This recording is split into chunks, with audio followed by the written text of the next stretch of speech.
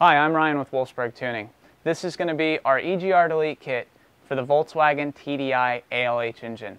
One important thing to know about this product is it is not emissions compliant and it is intended for off-road use only.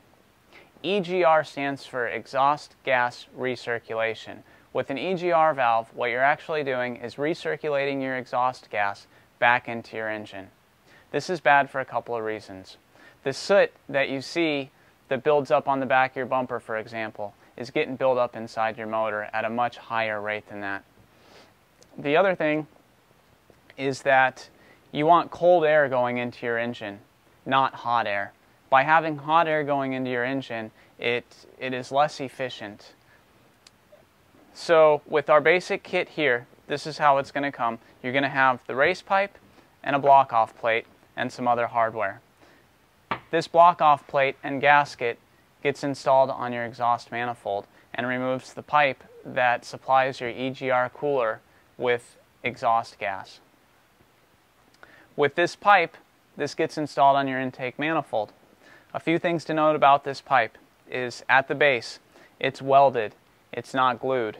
We're going to show you what a glued version looks like, and we're going to tell you the problems with it. Okay, you can see here it's a very similar product. It's just glued, not welded. This is a way to produce these cheaper, and it's not as good. With the high vibration rate of the diesel engine, it's going to eventually break at the base here, leaving you with a flange, a boost leak, and you're going to be on the side of the road. You don't want this product. It's garbage. Okay, the next feature with this is that it has an O-ring base. So there's a groove cut in the flange here where an O-ring can go. This is the same design as the factory EGR valve that you're removing. This design is able to hold high boost levels without leaking. There's other products on the market which don't use this design. We're going to show you what that looks like. Okay, you can see with this base, the flange is flat. There's no groove. This type of design just uses a flat gasket. This gasket is meant to hold boost with the tension of the bolts securing it to the manifold, which is a very bad design, and it allows for boost leaks. And it can actually push the gasket out under high boost loads. You don't want this design either. Another nice feature about our race pipe is it has a port. The port can be used for a boost gauge, or it can also be used for water meth injection.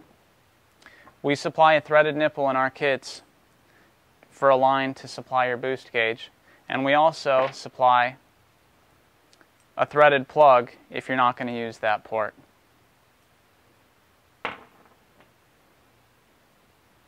Common question we get about this kit is, what's the difference between an automatic and a manual, and do I need to remove my EGR cooler?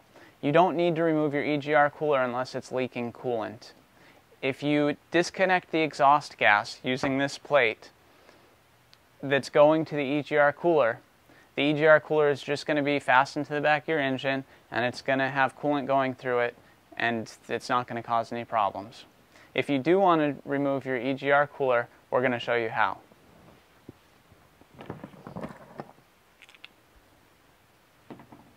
There's two ways to remove your EGR cooler. The first way is the cheap way. You're going to use this double barbed fitting here, and you're going to take the two lines that go to your EGR cooler, and you're simply just going to connect them together with hose clamps, similar to bypassing a heater core. This small barbed fitting is going to go on the two smaller lines for the EGR cooler. The professional way to remove your EGR cooler is to install a high-grade silicone hose in place of the two hoses from the factory. The reason we have two hoses here is this one's for a manual transmission, this one's for an automatic transmission. The automatic transmission cooling system is a little different because there's an automatic transmission cooler in line which changes the routing of the hoses a little bit. So with this hose, you're going to remove the two hoses that go to the EGR cooler, and you're just going to connect the two you're going to connect this hose to the two openings you have left. We'd also like to discuss the intake manifold when you're installing this EGR Delete. So we have an intake manifold here. When you remove the EGR valve, you're going to see that there's going to be a lot of soot build up here. The soot is because of the EGR system, the exhaust gas going back into your intake manifold. So you're going to want to remove this, clean it out. This can be cleaned out by scraping most of it out, and oven cleaner works well to clean these. When you remove this, you're going to need a new intake manifold gasket. Your intake manifold gasket looks like this. We have this available with some of our kits, and it's also available online at our website separately. When looking at this intake manifold in your vehicle, it's going to be fastened like this if you're standing in front of your vehicle. The valve cover on your engine comes to about here, so you're only going to see from here up. Your EGR valve is going to be mounted here, and your race pipe gets installed in place of your EGR valve like this. We hope you enjoyed our video. If you have any questions, please contact us with the links on the bottom of the screen. Again, I'm Ryan with Wolfsburg Tuning. Stay tuned for more videos.